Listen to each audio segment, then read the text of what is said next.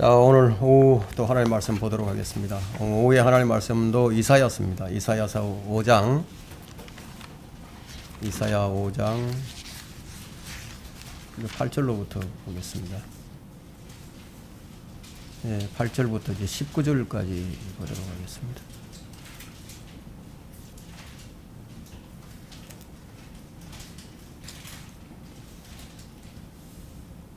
이사야 5장 8절부터 19절까지입니다.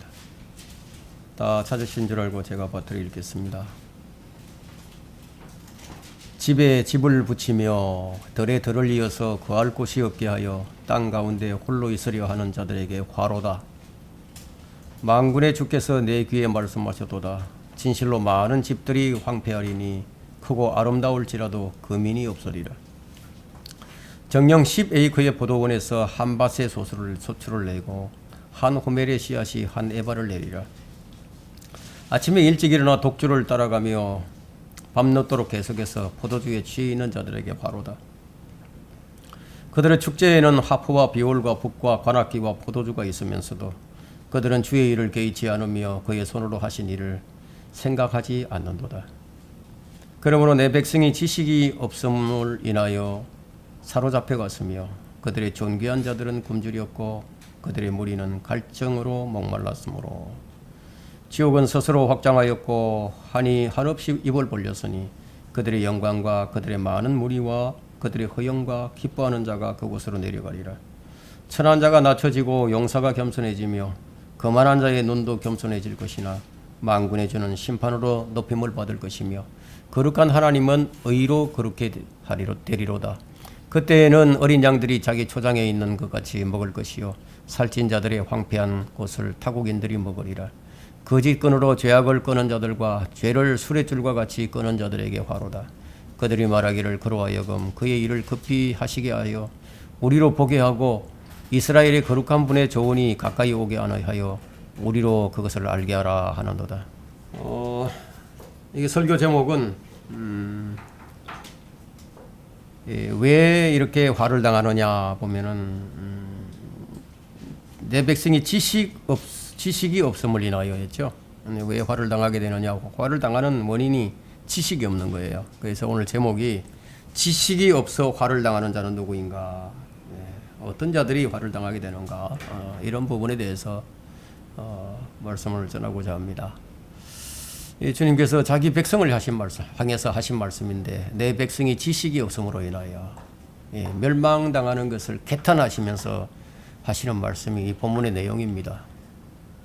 지식이 없으면서 무엇인가 하려고 하면은 이치를 흐리는 일을 하게 되죠. 가장 어리석은 사람이 어떤 사람인가 하면 자신이 어떤 일을 하고 있으면서도 그 일이 무슨 일인지 이 자신이 어떤 말을 하고 있으면서도 자신이 하는 말이 어떤 말인지 알지 못하고 하는 사람이에요. 이 사람이 참 가장 어리석은 사람이죠. 자신이 경배를 드리고 있는데 경배가 무엇인지 모르는 거예요. 찬송을 부르는데도 그 찬송의 의미가 무엇인지 몰라요.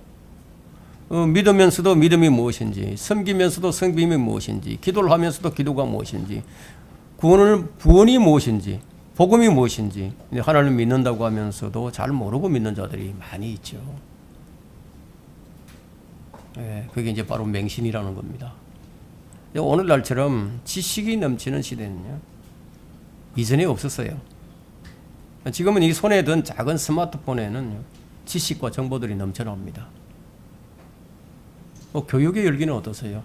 교육의 열기는 이루 말할 수가 없는 지경이죠. 맹모삼천이라고 했던가요? 요즘의 어머니들은요, 맹자의 어머니보다도 자식에 대한 교육의 열이 더 높아요. 다른 것은 몰라도 아이들 교육만은 좀 제대로 시켜야 되겠다. 거기에 집중을 하죠. 왜 그렇게 하느냐 하면은 이 지식의 격차가 이 삶의 격차를 가져오니까 그렇게 한다는 거예요. 어쨌든 이 머리가 터질 정도로 지식을 쌓아요. 그런데 자기 지식 속에 하나님 두기를 싫어하는 것이 오늘날의 사람들이에요. 그래서 하나님을 아는 지식은 없어요. 자, 심리학을 연구를 하죠. 사람들이 심리학 공부도 하고 하는데, 그런데 영과 혼에 대해서는 전혀 알지 못해요. 사람들이 천문학을 공부합니다. 천문학을 연구합니다. 하지만 하늘나라에 관한 지식은 없죠. 지질학자들은 어떻습니까? 지질학을 연구합니다. 그런데 땅 속에 있는 이 지옥, 이 지하 세계는 알지 못해요. 사람들이 오늘날 인문학을 굉장히 좋아하죠. 그 인문학을 연구를 하지만 인간의 본질을 몰라요. 미래를 예측한다고 하지만 오는 세상에 대해서 전혀 알지 못합니다. 그런데 유일하게 하나님을 안다고 자처하는 민족이 있어요. 그 민족이 바로 유대 민족입니다. 이 유대인의 이 종교적 열성은 뭐 어떤 민족도 따라올 수 없어요. 유대인의 유일성이 뭐예요? 유대인의 유일성은 이 모든 전 세계 모든 민족이 인정하는 부분이 유대인의 유일성입니다. 노벨상의 30% 이상을 유대인들이 다 차지하고 있습니다. 그 유대인의 뛰어난 것은 모두가 인정을 합니다. 그런데 그들은 유일신 사상을 지녔습니다. 그런데 문제가 뭐냐면 하나님을 아는 지식이 올바르지 않은 것이 문제입니다. 오늘 우리는 이 문제를 좀 중점적으로 다루게 될 것인데요.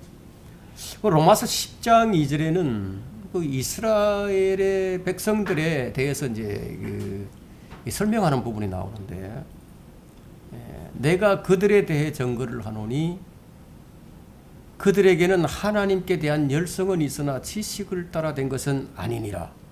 이는 그들이 하나님의 의를 모르고 자기들의 의를 세우려 함으로써 그들 스스로 하나님의 의에 복종치 아니하였음이니라. 자, 이 말씀을 보니까 그 유대인들이 가진 지식이 뭡니까? 지식은 많이 있는데, 하나님에 관한 지식은 많은데 하나님의 의에 복종치 않는 지식. 율법의 의는 알지만 하나님의 의를 모르는 지식이다. 이것이 언제 드러났느냐? 사도행전 4장 12절에 보니까 다른 이에게는 구원이 없나니 이는 하늘 아래서 우리가 구원을 받을 수 있는 다른 이름을 인간에게 주신 적이 없습니다. 그 예수 그리스도의 이름 외에는 구원이 없는데 이 유대인들은 이걸 모른다 이거예요. 그 예수 그리스도가 아니면 안 되죠. 그 마리아라도 안 된다 이거야. 캐톨릭이 지금 마리아를 숭배하는데 그거 안 된다는 거죠. 그 유대인들이 율법의 행위를 지키죠. 그런데 율법으로도 안 된다는 거예요. 그럼 하나님의 의는 예수 그리스도신데, 이상하게도 유대인들은 하나님께 대한 열성은 있는데 예수 그리스도를 모른다는 거예요. 그럼 결국은 무엇입니까? 구원을 얻게 하는 지식이 없다는 거죠. 구원을 얻게 하는 지식. 이 사무엘 2장 3절에는 하나님을 지식의 하나님이라고 말씀하고 있습니다. 하나님은 지식의 하나님이시다.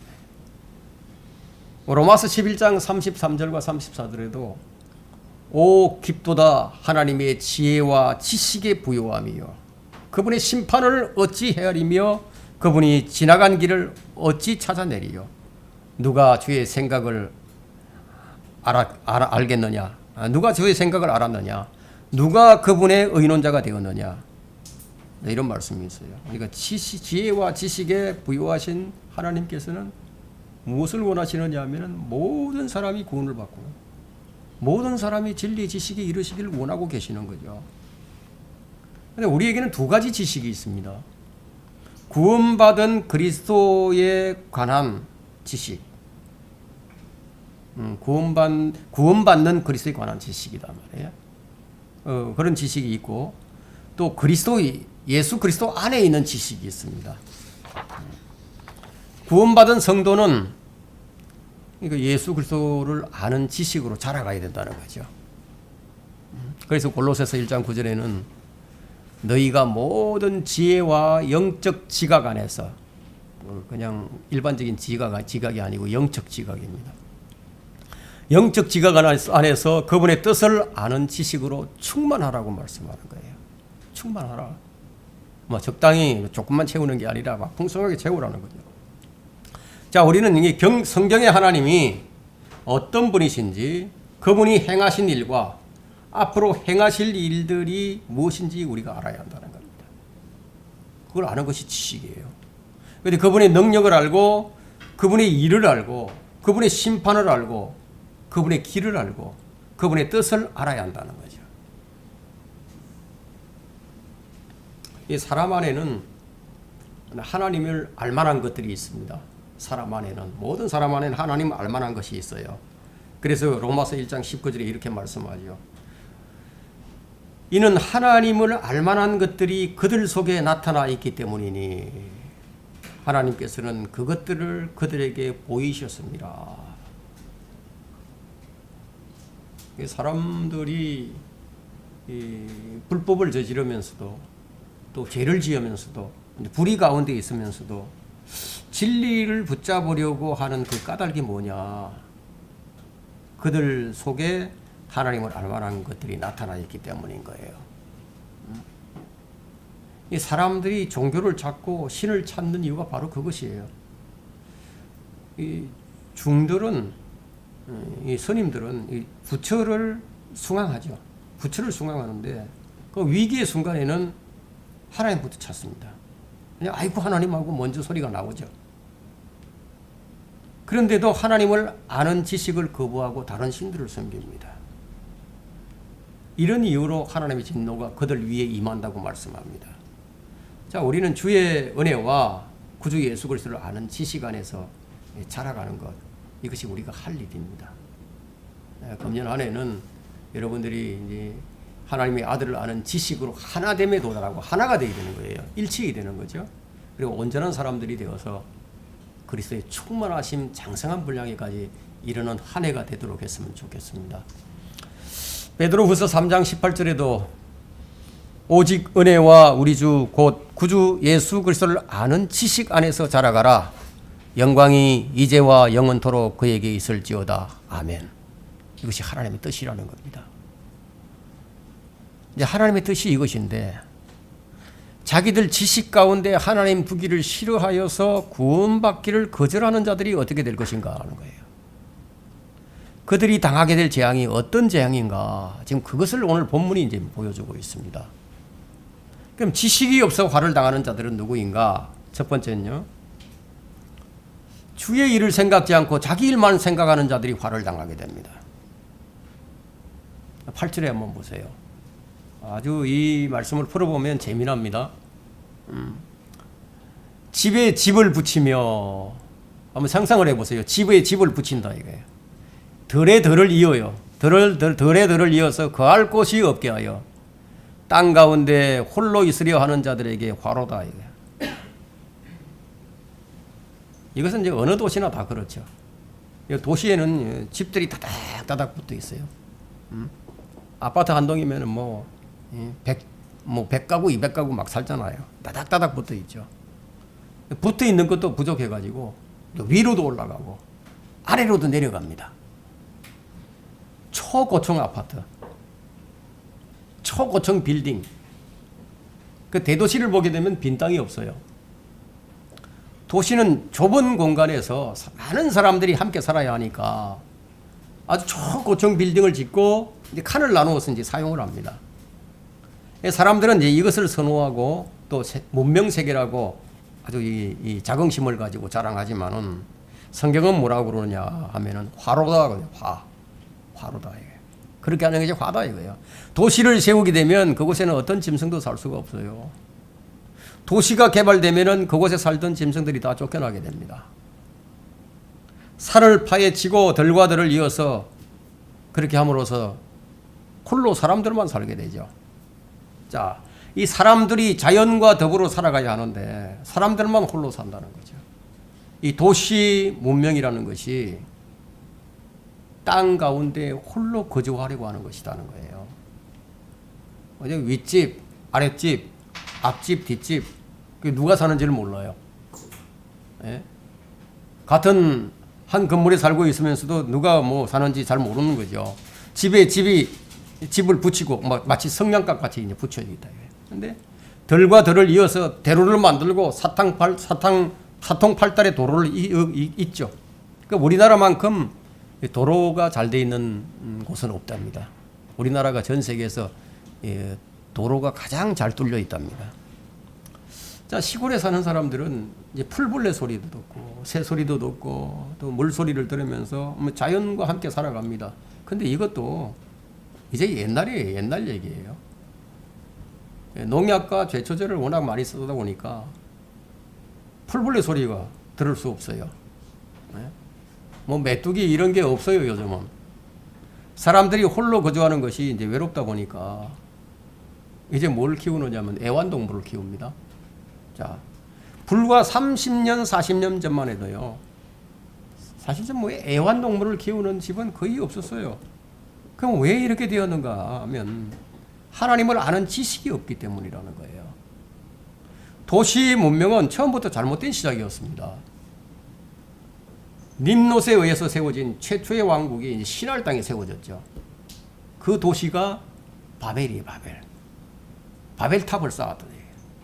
이 최초의 바빌론은 이 땅의 마지막 왕국의 모습을 보여주기도 합니다. 이 왕국은 요한계시록 17장에서 10명의 왕과 함께 있는 큰 바벨론 도성을 얘기합니다. 그러니까 도시 문명은 결코 복이 아니라는 거죠. 요즘은 사람들이 이제 홀로 거주하다 보니까 혼자 사는 사람들이 많죠. 그러다 보니까 사람이 죽었는데도 죽었는지를 몰라요. 어떤 경우는 뭐 한 달이 넘어서 시신이 발견되는 사례가 종종 뉴스에 나오기도 하죠. 근데 9절에 보니까요. 본문 9절에 보니까 만군의 주께서 내 귀에 말씀하셨도다. 진실로 많은 집들이 황폐하리니 크고 아름다울지라도 거민이 없으리라. 거민이 없어진다. 이 서울 시내에 이 150m가 넘는 고층들이 있죠. 이 고층들이 고층 빌딩이 수백 개나 됩니다.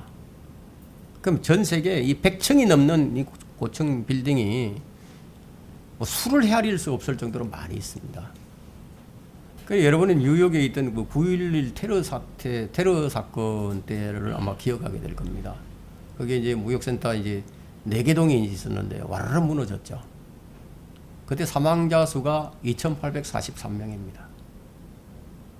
그 빌딩이 무너지는 장면을 뭐 전 세계인들이요, 뭐 생방송으로 봤죠. 또 녹화 방송으로도 보고.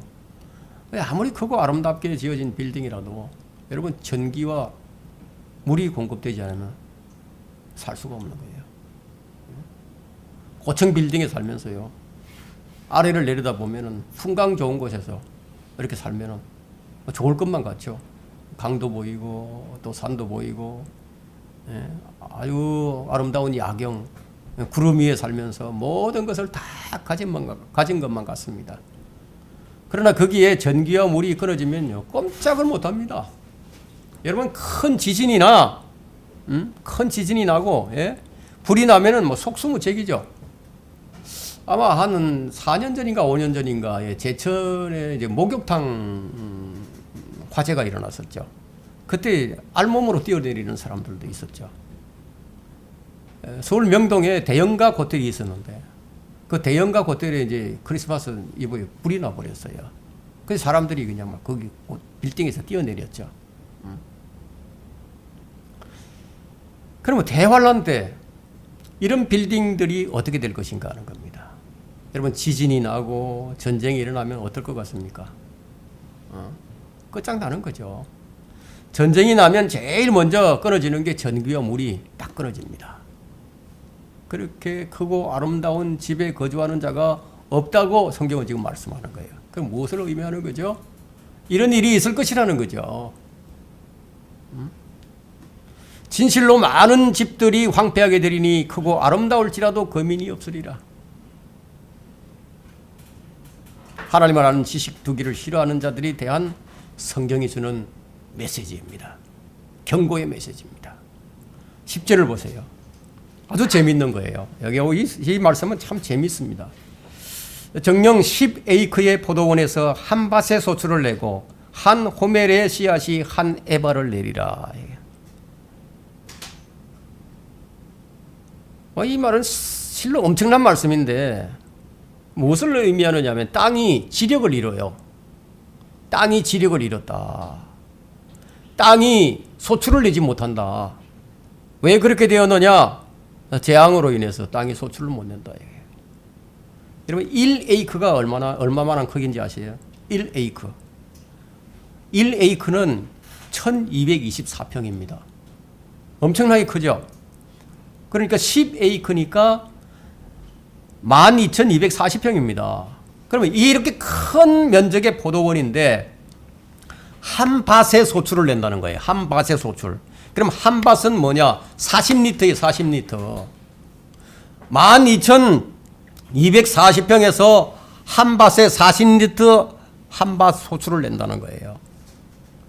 이 말이 사실인지 아닌지 한번 보세요. 역사적으로.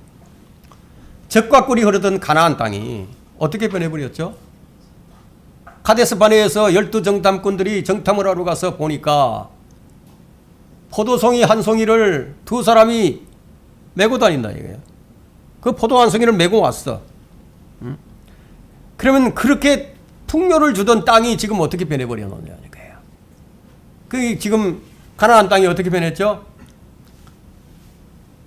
황폐돼 버렸잖아요. 아무것도 잘하지 못하는 그런 땅이 돼버렸죠. 역사적으로 증명이 됐습니다. 그러면 12,000여 평에서 소출이 40리터로 간다면 아예 소출이 아예 없다는 얘기예요. 한 호멜의 씨앗이 한 에바를 내리라. 한 호멜은 400리터예요. 한 호멜이. 그러면 한 에바는 40리터예요. 그럼 씨앗 한 호멜 400리터를 심었는데 소출은 40리터를 얻었다. 10분의 1 수확밖에 안 된다. 이거. 내가 씨를 400리터를 심었더니만 수확은 40리터밖에 못한다. 이 말은 땅이 지력을 잃고 소출을 내지 못한다는 말이에요. 이것이 자기들 지식 가운데 하나님 두기를 싫어하는 자들에게 내려질 재앙이라는 겁니다. 지금 구원받지 못하고 사는 사람들이 대환란에 들어가게 되면 이와 같은 배고픔을 당하게 됩니다. 무엇 때문인가 하는 거예요. 하나님 두기를 싫어했기 때문에 자기 지식 두기 속에다. 그럼 이런 일을 당하지 않으려면 지금 어떻게 되느냐? 지금은 보라 구원의 날이라고 얘기했죠. 지금이 구원의 날이다. 그럼 지금 구원의 날에 주님을 믿고 거듭나야 한다는 겁니다. 성경에는 이와 같은 경고성 메시지가 수도 없이 기록이 되어 있습니다. 지식이 없어 화를 당하는 자들은 누구인가? 두 번째는 쾌락에 젖어서 창조주요 구속주요 심판주이신 주의 일을 개의치 않는 자들입니다. 쾌락 때문에. 본문 11절과 12절을 봅니다. 그들이 어떻게 하는지 보세요. 자, 아침에 일찍 일어나 독주를 따라가며 밤늦도록 계속해서 포도주에 취해 있는 자들에게 화로다. 중독자들이 술 중독자들. 그들의 축제에는 하프와 비올과 북과 관악기와 포도주가 있으면서도 그들은 주의 일을 개의치 않으며 그의 손으로 하신 일을 생각하지 않는도다.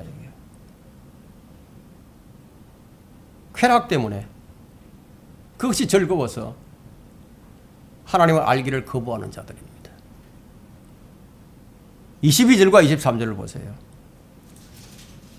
22절과 23절에 포도주를 마시기에 용맹스럽고 아주 술 먹는 데는 아주 다른 것 만사를 제쳐놓고 술을 먹어요. 그럼 아주 용맹스럽게 먹어야 됩니다. 독주를 혼합하는데 힘 있는 사람들에게 화로다. 그러니까 맥주에다가 소주를 넣고 맥소에다가 또 위스키도 넣고 막 짬뽕을 해서 독주를 혼합해서 이렇게 마신다. 이게. 그런 자들에게 화가 있으리니 23절에 그들은 뇌물로 인하여 악인을 의롭게 만들며 지금 이 시대를 얘기하고 있죠. 뇌물만 주면은 그냥 정치인들이 뇌물 받아서 감방 가는 사람들 많죠. 그죠? 뇌물로 인해서 악인을 의롭게 만들어준다는 거예요. 의인에게서 그의 의를 빼앗아 버리는도다. 정관예우 같은 것들입니다. 이런 일들이 매일매일 일어나죠. 없는 제도 만들어서 감옥에 쳐넣어버립니다. 유일하게 다른 나라에는 없는데 우리나라에만 정관예우라는 제도가 있습니다. 그건 죄를 짓고도 전직 변호사, 아주 유명한 로펌을 의뢰해가지고 유명한 변호사, 법관 변호사를 고용하면은 그냥 의인을 죄인으로 만들고 죄인이 의인이 돼버린다 이거예요. 하나님께서 미리 이런 걸 다 기록을 해 놓으셨어요. 하나님께서 자기 백성이 주의 법을 무시하고 법을 어기자 멸망시키고 불로 태워버리십니다. 그것이 지금 24절과 25절이에요. 그러므로 불이 그루터기를 삼킴같이 불꽃이 쭉정이를 태움같이 그들의 뿌리가 썩은 것 같이 될 것이며 그들의 꽃핌은 티끌같이 날아가리니 이는 그들이 만군의 주의 율법을 던져버리고 이스라엘의 거룩하신 분의 말씀을 멸시하였기 때문이라. 우리 지금 이런 현상을 보고 있습니다. 여러분 두 전직 대통령을 한번 보세요. 지금 다 나왔죠? 흘려나왔습니다. 그들의 꽃핌이 화려했죠. 처음 시작은 화려했습니다. 그런데 결국 어떻게 됐죠? 마치 뿌리가 썩은 것 같이 돼버리지 않았습니까? 그들이 그렇게 된 이유가 무엇인지 그것을 지금 성경이 말하고 있는 거예요. 이들은 주님을 섬기는 자들이 아니에요. 이들은 누구를 섬기느냐? 자기들 배를 섬기는 자들이죠. 사람들은 저마다 자기만을 생각하고요. 자기 일을 좋아합니다. 유대인들이나 기독교인들도 예외가 아닙니다. 그들의 관심은 주님께 있는 게 아니고 땅에 있는 거예요. 자기 일이 있는 거예요. 마치 주의 백성이 아닌 것처럼 그냥 자기 일만 생각하고 삽니다. 성경은 주의 일을 깊이 생각하지 않는 자들을 향해서 뭐라고 말씀하느냐. 빌립보서 3장 19절에 보니까 이런 말씀을 하십니다. 그들의 종말은 파멸이며 그들의 하나님은 자기들의 배요 그들의 영광은 자기들의 수치 속에 들어있고 그들은 땅의 것들을 생각하느니라. 그들이 말하기를 나는 성경의 하나님을 섬긴다고 그렇게 말을 하지만 성경은 그들의 하나님은 내가 아니라 자기들의 배라고 너희 배라고 얘기한다 이게. 그럼 여러분이 가장 중하게 생각하는 것이 무엇입니까?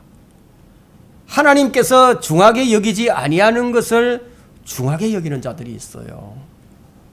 악인들처럼 하나님의 일에 관해서는 전혀 관심도 없고 주의 길에 관해서는 전혀 고려도 하지 않아요. 오늘 이 세대는 주의 일에는 전혀 관심이 없는 세대입니다. 그냥 자신을 위해서 주님이 필요한 거죠. 예? 자신을 위해서 주님이 필요해. 근데 주객이 전도돼 있어. 주님께서 멸할 수밖에 없는 상황이에요. 성도들의 주된 관심이 뭐냐 이게.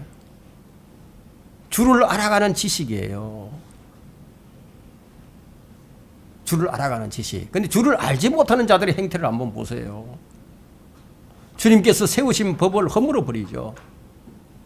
동성연애를 합법화시키죠. 단 것을 쓰다 하고 쓴 것을 달다 하면서도요. 전혀 양심의 과천을 받지 않습니다. 이것은 전 세계적으로 일어나는 현상이에요. 짐승 같은 짓을 하면서도 전혀 개의치 않아요.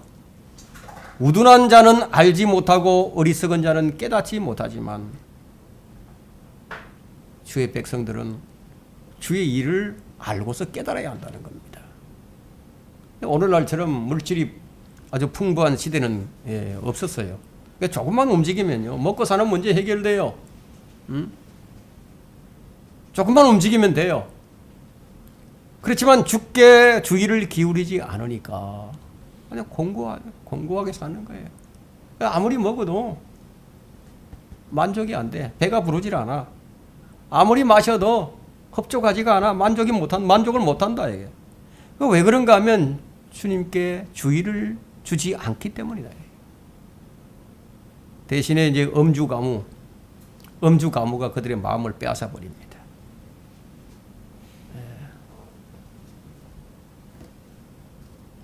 우리가 주의 일에 주의를 기울이는 일은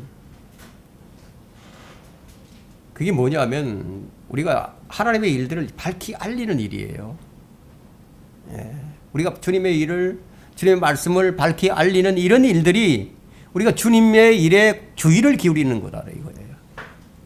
그럼 유대인들 가운데 하나님의 일이 무엇인지 주님께 질문하는 자들이 있었습니다.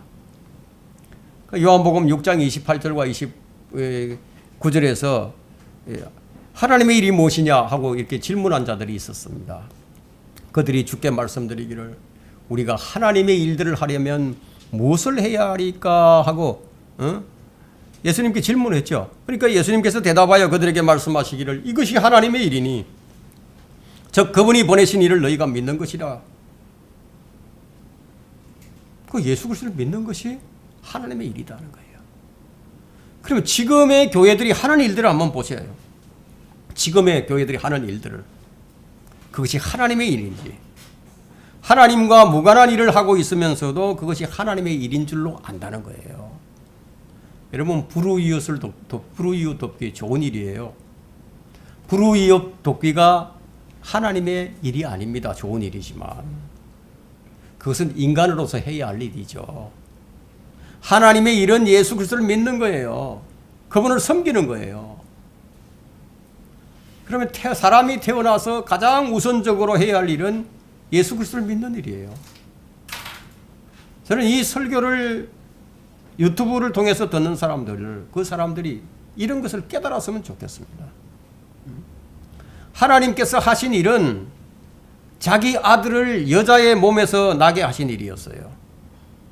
그래서 그 여자의 몸에서 나신 예수 그리스도를 통해서 죄인들이 그분을 믿고 구원을 얻게 하시는 일이 주께서 하신 일입니다. 근데 유대인들이 이 일을 중하게 여기지 않았습니다. 오늘날 이 크리스천이라고 하는 사람들조차도 마찬가지입니다. 주님께서 우리를 위해서 행하신 일은 고난을 받아서 죽으시고 장사되시고 부활하셔서 하늘로 올라가셨습니다. 이제 다시 오신다는 거예요. 이 모두가 다 우리를 위해서 하신 일입니다. 대부분 여기까지는 관심을 가집니다. 부활하신 주님께서 우리에게 행하라고 하신 일들이 있는데, 그런데 그 행하라고 하신 일들에 대해서는 관심이 없어요. 주의 일에 관심이 없으면서 주님께 제발 내 일에 관심을 좀 가져달라고 그렇게 기도만 하죠.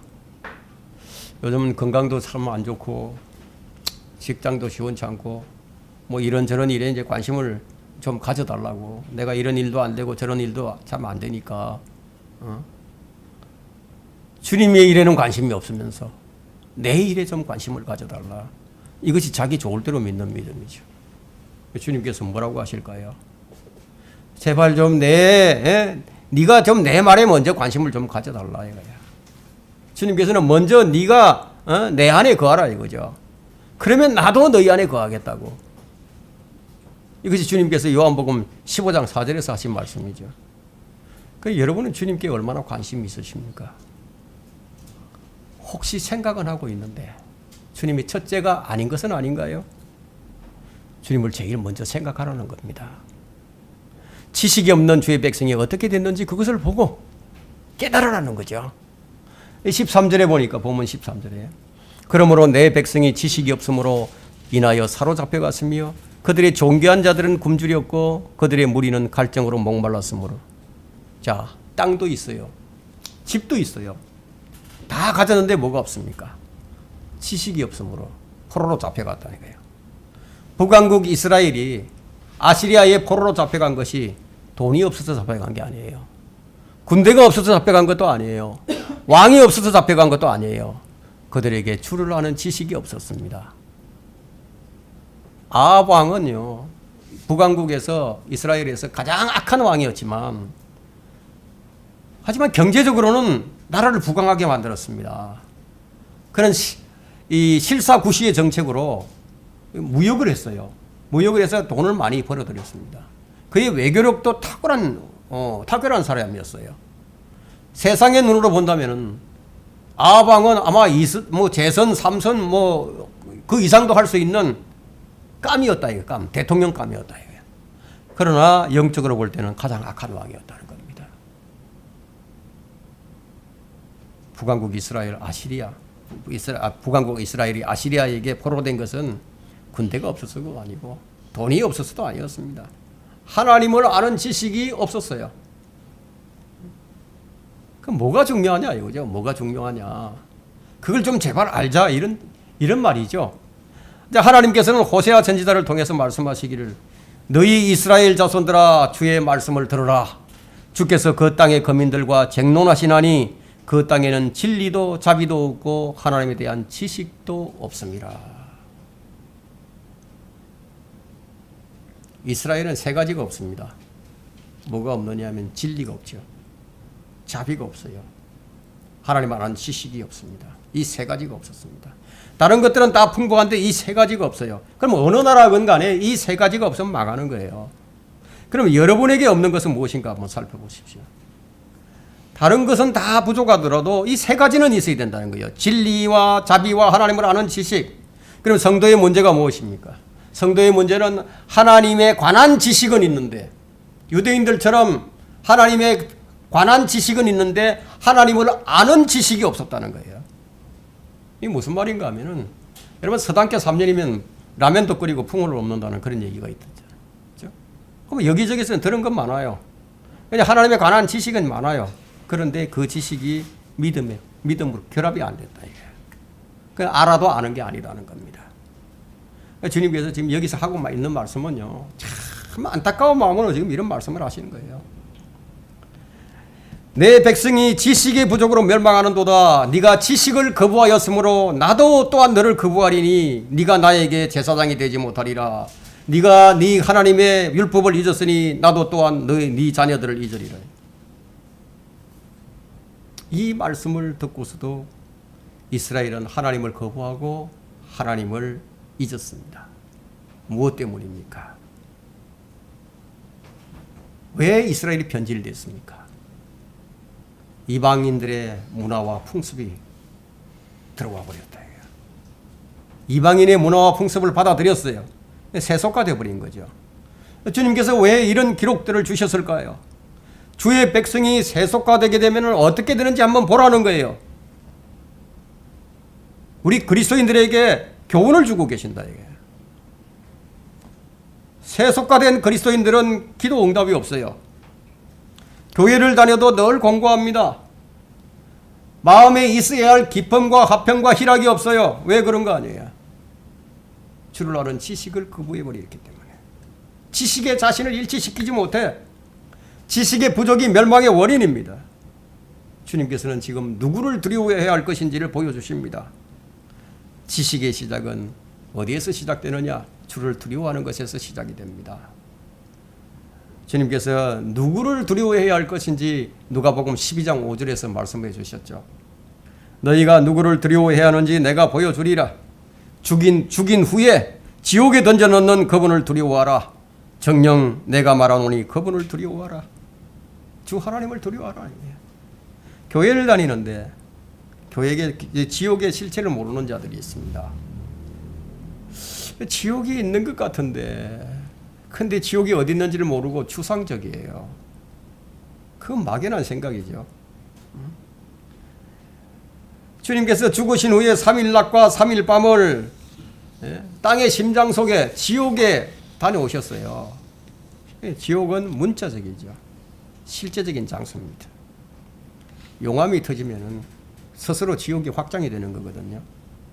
용암이 분출. 왜 용암이 분출하느냐 이게. 멀쩡한 왜 화산이 폭발을 하느냐 이게. 지옥이 확장하는 거예요 스스로를. 이걸 누가 알겠습니까? 지질학자들이 할까요? 과학자들이 할까요? 지식이 없어 화를 당하는 자들은 누구인가? 세 번째 18절을 보세요. 거짓끈으로 죄악을 끄는 자들과 죄를 수레줄과 같이 끄는 자들입니다. 이게 무슨 말씀이냐면요.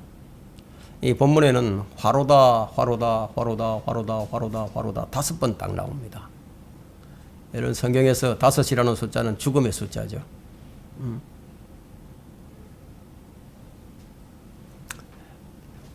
이 요압이 아브넬을 죽일 때도 여기 어디를 찔렀어요? 5번째 갈비뼈를 찔렀잖아요. 그죠? 자, 일반적으로 죄가 사람을 끌고 가는데요. 자, 여기서는 반대로 사람이 죄악을 끌어갑니다. 죄를 끄는데 죄를 마치 수레줄로 끄는 것처럼 끌어간다는 거죠. 어쩔 수 없이 끌려가는 자들이 아니라는 거예요, 이 말이. 즐겁게 죄를 짓는다는 거죠. 즐겁게 죄를 끌고 간다는 거예요. 어쩔 수 없이 죄를 짓는 자들에게는 혹 변명거리가 있을 수 있겠지만 이런 사람들은 전혀 변명할 수가 없는 자들입니다. 사람이 죄의 수레를 끄는 것이 시대의 정신이 되어버렸어요. 죄를 죄로 여기지 않는 시대. 동성연애 합법화가 이 시대가 나아가야 할 방향이라는 겁니다. 여러분은 이런 자들을 많이 보았을 겁니다.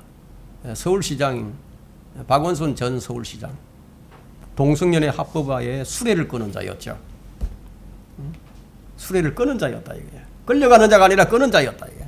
성평등, 종교 다원주의, 종교 일치 운동 이런 것들은 우리가 끊어버려야 할 죄죠.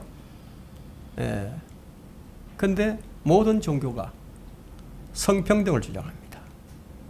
종교 다원주의를 원합니다. 종교 연합이 끊어버려야 할 죄가 아니라고 끌고 가야 할 수레라는 거예요.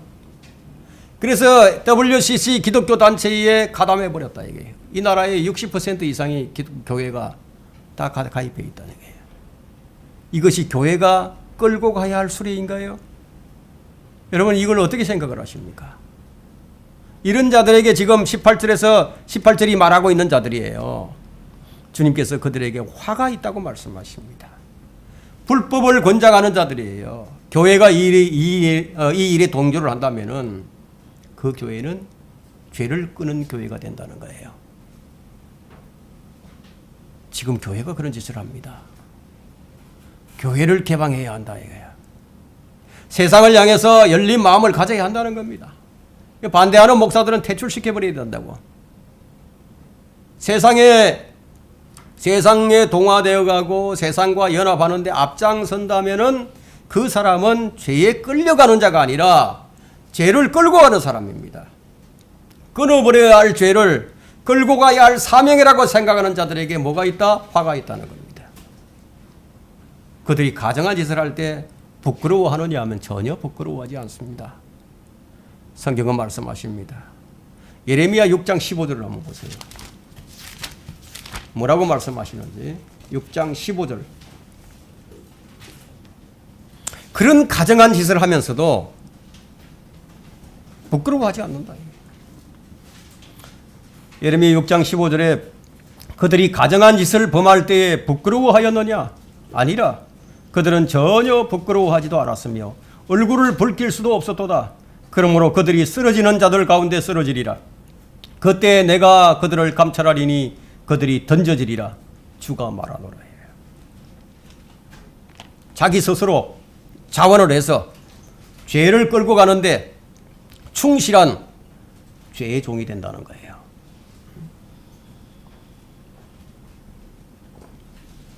그들은 전혀 부끄러움을 몰라요. 그들이 무슨 말을 하느냐 하면요. 악이 선하다 하고 선이 악하다 하고 빛 대신에 어둠을 두고 단 것 대신에 쓴 것을 두면서도 그들이 하는 말이 뭐냐? 본문 19절입니다. 그들이 말하기를 그로 하여금 그의 일을 급히 하시게 하여 우리로 보게 하고 이스라엘의 거룩한 분의 조언이 가까이 오게 하여 우리로 그것을 알게 하라 하는도다. 이건 무슨 말이냐면요. 성경대로 된다고? 성경대로 되는지 한번 보여달라는 거죠. 하나님께서 심판하신다고 했었으니까 그 심판을 우리로 하여금 좀 보여달라 이거야 한번. 그 말을 하고 있는 거예요. 노아가 심판을 경고하자 사람들이 어떻게 했습니까? 야, 그 말이 어떻게 정상인지 정말인지 한번 비를 한번 내려보라고. 홍수는 무슨 놈의 홍수냐고. 한번 해보라고. 아무도 믿지 않았죠.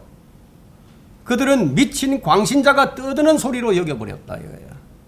그럼 롯의 사위들도 마찬가지였어요. 소돔의 멸망을 농담으로 여겨버렸다 이거야. 복음을 전할 때 사람들이 뭐라고 합니까?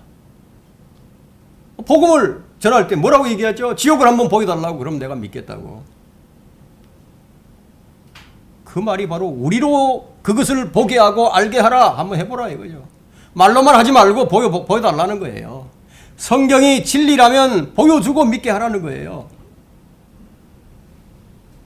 미안하지만 노아의 말을 농담으로 여겼던 자들과 롯의 사위들이 그것을 보았고 그것이 참인 줄 알고 그들은 지옥으로 갔습니다. 그들은 보여주어도 믿지 않을 자들이었습니다. 주님께서 그날에 그들이 한 말을 그대로 보여주실 것이고 그들로 하여금 알게 하실 거예요. 주님은 우리가 원하는 때에 보여주시지 않습니다. 모든 것에는 때가 있어요. 그래서 주님께서 정하신 그때에 보여주십니다. 이런 자들에게 화가 없다면 누구에게 화가 있겠습니까? 주를 아는 지식을 거부하는 자들의 결말은 무엇인가? 바로 14절이죠.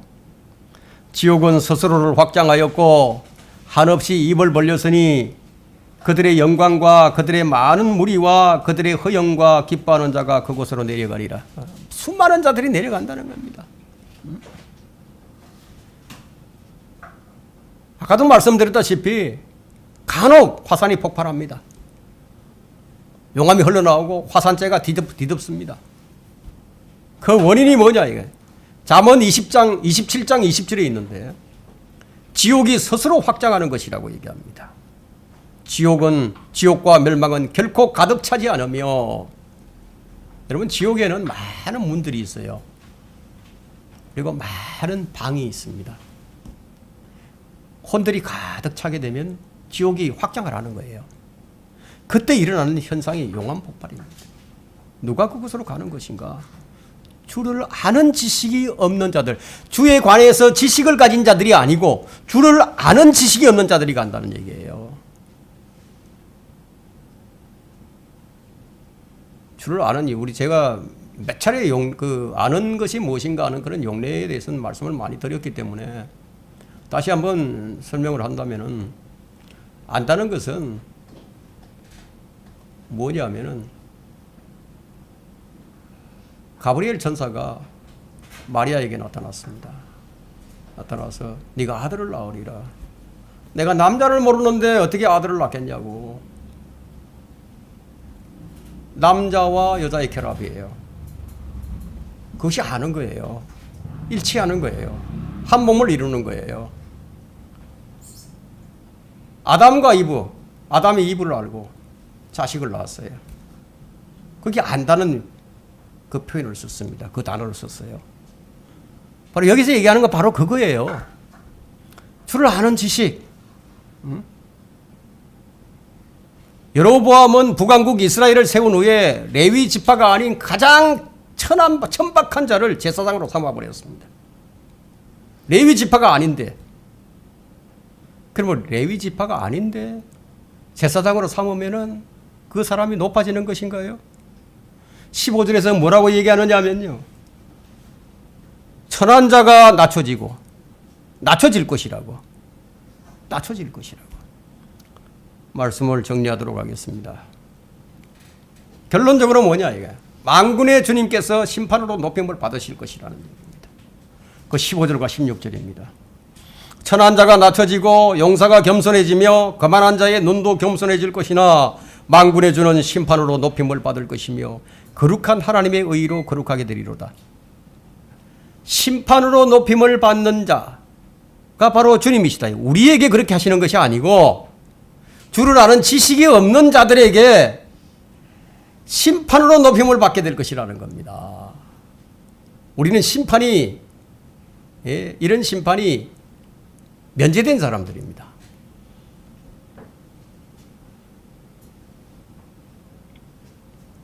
천한 자건 뭐 강건한 자건 강한 자건 모두 다 낮아진다는 얘기죠. 그들은 모두가 포로가 되고 지옥으로 내려가게 된다는 겁니다. 여러분은 가진 것이 없다면, 여러분 사람이 가진 거 없으면 낮아질 것 같아요? 예? 좀 내가 없어지면 좀 내가 낮아질 것 같으죠? 그렇지 않아요. 가진 것이 없어서 높아지지 못할 뿐이지 낮아지지 않습니다. 여러분 가난한 사람들을 좀 무시하거나 뭐 이렇게 업신여기는 말을 하게 되면 한번 어떻게 하는지 한번 보세요. 자기를 무시한다고 덤벼들죠. 자, 사람이 가난해서 의롭거나 거룩해지지 않는다는 거예요. 그렇다고 해서 부자라고 해서 교만한 것도 아니고 가난하다고 해서 겸손한 것도 아니라는 얘기입니다. 가난과 부요는요, 경건과는 아무런 관련이 없습니다. 근데 관련이 있을 것이라 생각하는 사람들이 간혹 있을 뿐이에요. 어떤 사람이 천하고 가난하다고 해서 더 정직한 것도 아닙니다. 가난하면 마음이 부자가 될 것 같습니까? 그렇지 않아요. 가난하다고 해서 마음이 부자가 되지 않습니다. 오히려 사회에 대한 불평과 불만이 가득하게 되죠. 늘 피해의식을 느끼면서 그렇게 살아갑니다. 그 완악함은요, 말로 다 표현하지 못합니다. 예전에 제가 아주 오래전입니다. 한 35, 6년, 40년 가까이 됐네요. 그때 제가 택시를 탔어요.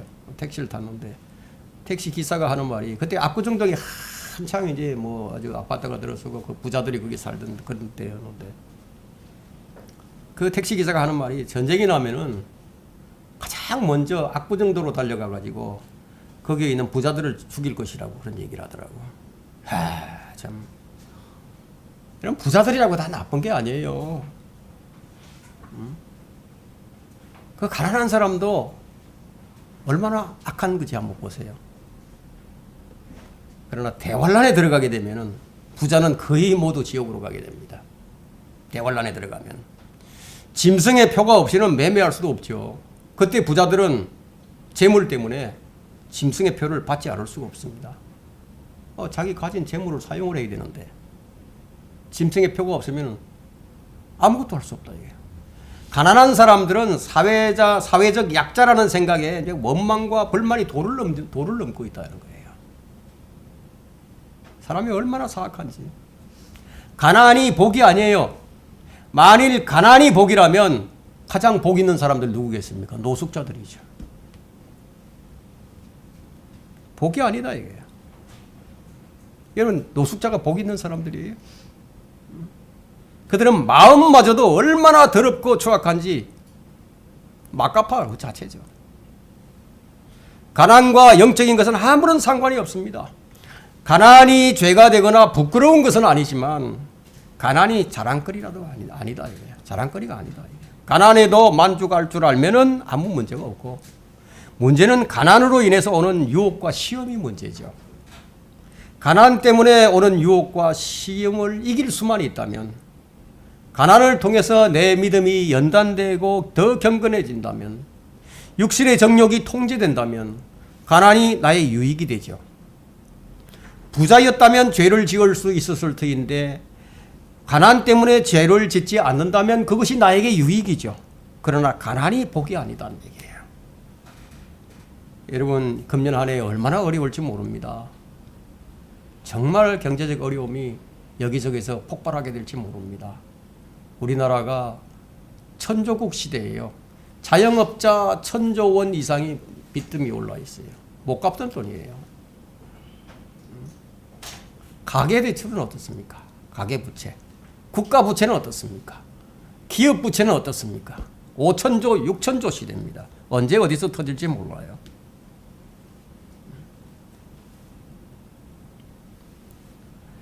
가난은 복이 아닙니다. 그러나 마음이 가난하고 영이 가난한 자는 복이 있죠. 부자인데도 경건하고 거룩하고 만족할 수 없다면 오히려 그 부요한 것이 그 사람에게 저주가 됩니다. 지금은 사람이 높임을 받는 시대지만 곧 사람이 낮아지고 주님께서 높아지는 시대가 곧 올 것입니다. 지금은 인본주의 시대인데, 인본주의는 신을 몰아내는 거예요. 신을 몰아내고 인간이 신이 되는 거죠. 우리 생활과 사고에서 신의 영역을 배척하자. 이것이 휴머니즘입니다. 르네상스는 휴머니즘의 또 다른 표현일 뿐이죠. 인간의 생활과 사고에 신이 너무너무 많이 침투해 와서 참 인간의 사고나 이 생활을 참 제어하기 때문에 이것을 좀 배제시키자. 종교가 내 삶의 영역을 간섭하거나 통제하게 만들어서는 안 된다. 뭐 인간이 때가 되면 필요하면 적당히 알아서 그런 게 섬길 테니까 하나님께서는 제발 좀 가만히 계시고 가끔 내가 필요하면 찾아올 테니까, 이렇게 인간이 본의가 되는 것, 이것이 휴머니즘입니다. 지금 이 시대만큼 주님께서 사람에게 멸시받고 사람 밑에 있는 적이 없었습니다. 지금 이 시대가 하나님을 아무것도 아닌 것으로 만듭니다. 이것을 앞장서는 데 있어서 교육과 교회가 이런 짓을 하고 있다는 겁니다. 예전에는 그래도 신에 대한 두려움이 있었는데 지금은 전혀 두려움이 없습니다. 사람을 높이고 하나님을 낮추고 창조주를 십자가에 못 박은 되다가 그들이 누구였습니까? 사람이었죠. 사람이 그렇게 했다. 그러나 사람이 낮아지고 하나님께서 높임을 받게 되는 시대가 곧 온다는 겁니다. 그때가 주의 재림입니다. 이사야 2장 11절에는 사람의 거만한 눈은 겸손하여질 것이요 사람들의 교만함도 고개 숙이게 되리라. 그날에는 주만이 홀로 높임을 받으시리라. 우리는 이 날을 기다리는 사람들이에요. 주님만이 홀로 위대하게 높아지는 그 시대를 우리는 지금 기다리고 있다니. 지금 이 시대는 하나님을 농담거리는 여기는 그런 시대입니다. 그러나 그날에는 주가 말하노라 내가 살아있으니 모든 무릎이 내게 꿇을 것이요 모든 혀가 하나님께 자백하리라. 이것이 로마서 14장 11절과 빌립보서 2장 10절과 11절에 있는 말씀이죠. 주님께서 보좌에서 일어나실 때가 가까이 온다는 겁니다. 주님께서 보좌에서 일어나시면은 하늘 문을 여시고 내려오신다는 거예요. 이사야 33장 10절에서 이렇게 말씀합니다. 주가 말하노라 이제 내가 일어나리라. 이제 내가 높임을 받을 것이며 이제 내가 내 자신을 높이리라. 이 날이 곧 다가옵니다. 우리는 이런 소망을 가지고 오늘 한 해를 힘차게 달려나가야 할 것입니다.